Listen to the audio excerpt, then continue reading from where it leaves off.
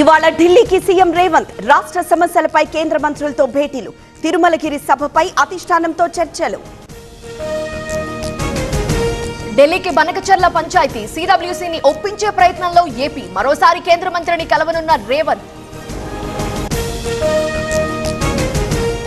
దోమల నిర్మూలనకు AI based programme, breeding నిర్మూలనకు ప్రతి శుక్రవారం dry day, ఏప్రిల్లోని 6 కార్పొరేషన్లలో pilot project.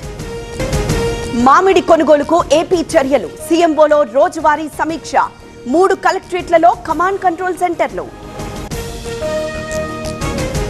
KCR పై కక్షతో రైతులకి శిక్ష వేస్తున్నారు, కాంగ్రెస్ బీజేపీ కలిసిపోయాయి అన్న హరీష్ రావు, బావమరిది నిరాశతో మాట్లాడుతున్నారన్న తుమ్మల. కల్వకుర్తి లిఫ్ట్ ఎప్పుడు ఆన్ చేయాలో తెలుసు, బీఆర్ఎస్ అసమర్థతతోనే మేడిగడ్డ కుంగింది, హరీష్ అబద్ధాలు మానుకోవాలన్న ఉత్తమ్. ఈ happy fathers to be day సందర్భంగా తండ్రి అయ్యే దిశగా అడుగులు వేయండి. OSS fertility in the good hands of science. Vikarabad boat ప్రమాదంపై దర్యాప్తు ముమ్మరం, ఎలాంటి పర్మిషన్స్ లేకుండా రిసార్ట్ నిర్వహణ, ఫిర్యాదులు చేసినా పట్టించుకోలేదన్న ఎంపీ కొండ.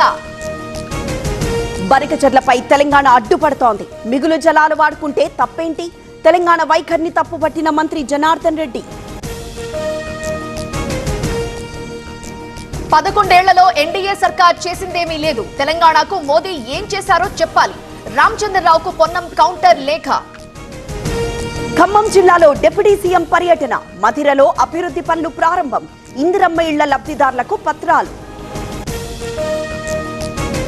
విశాఖ కొకైన్ కేసులో మరొకరు అరెస్ట్, డాక్టర్ కృష్ణ చైతన్యను పట్టుకున్న పోలీసులు, మరో 2 కోసం గాలింపు. గోదావరి జిల్లాల్లో విచ్చలవిడిగా వయాగ్రా అమ్మకాలు, సేల్స్ మెన్ కు టార్గెట్లు పెట్టి మరీ అడ్డగోలు దందా, టీవీ9 కథనాలతో చర్యలు చేపట్టిన అధికారులు. కడెం ప్రాజెక్టుకు వరద ఉధృతి, ప్రాజెక్టు పూర్తి స్థాయి నీటి మట్టం 700 అడుగులు, 687 అడుగులు దాటిన ప్రస్తుత నీటి మట్టం. జూరాలకు కొనసాగుతున్న వరద, 12 గేట్ల ద్వారా నీరు విడుదల, ప్రాజెక్టుకు సందర్శకుల తాకిడి. మిడిల్ ఈస్ట్ లో కొనసాగుతున్న ఉద్రిక్తతలు, యెమెన్ తీరంలో నౌకపై రాకెట్ లాంచర్లతో దాడి, యూకే ట్రేడ్ సెంటర్ ప్రకటన. F-35 ఫైటర్ జెట్ మరమ్మతులు ప్రారంభం, జూన్ 14 నుండి తిరువనంతపురంలో విమానం, ఎయిర్ లిఫ్ట్ చేసేందుకు సన్నాహాలు.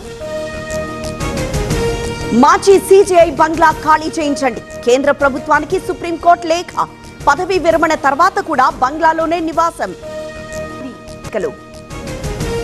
రెండో టెస్ట్ లో టీమిండియా ఘన విజయం, ఇంగ్లాండ్ పై 336 రన్స్ తేడాతో గెలిచిన భారత్, బర్మింగ్హామ్ తొలిసారి టెస్ట్ గెలిచిన ఇండియా.